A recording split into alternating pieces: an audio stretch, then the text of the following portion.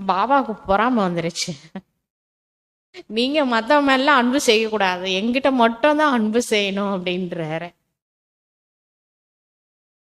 பாத்தீங்களா, கடவுளுக்கே நம்ம மேல பொறாம வருது. நீங்க வேற யார்கிட்டயும் மனசை பறி கொடுக்காதீங்க. ஒரே ஒரு சிவபாபா மட்டும்தான் நீங்க நினைக்கணும். ஏன்னா பொறாமலாம் இல்ல, சும்மா சொன்னாரு.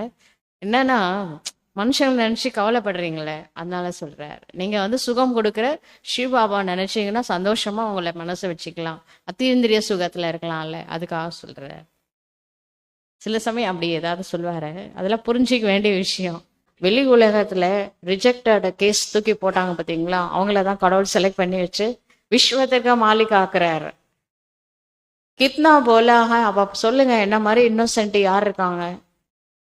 யார் இருக்காங்க शिव बाबा மாதிரி?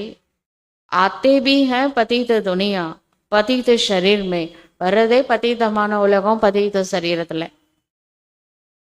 அது இறைவனுடைய வேலை. இந்த உலகம் அவருடைய தானே, அவர் விட்டுருவார உலகத்தை அப்படியே? நீங்க நம்பினாலும் நம்பலைனாலும் சரி, அது உங்க இஷ்டம். யாரு நம்புறாங்களோ, நம்பினார் கெடுவதில்லை, ஃபாலோ பண்ணுவாங்க.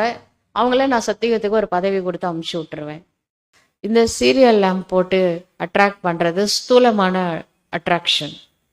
அதுவே நீங்கள் சூக்ஷமமான அட்ராக்ஷன், அதாவது சோலை, ஆத்மாவை சத்தோ பிரதானம் ஆக்கிட்டிங்கன்னா உங்கள்கிட்டருந்து கிளம்புற பாசிட்டிவ் எனர்ஜி எப்படி ஒரு கோவிலில் இருக்கிற ஜட மூர்த்தி பக்தர்களை இழுத்துட்டு நிறுத்துதோ, அந்த மாதிரி போகிற வரவங்களாம் உள்ள வரவழைக்கப்படுவார்கள்.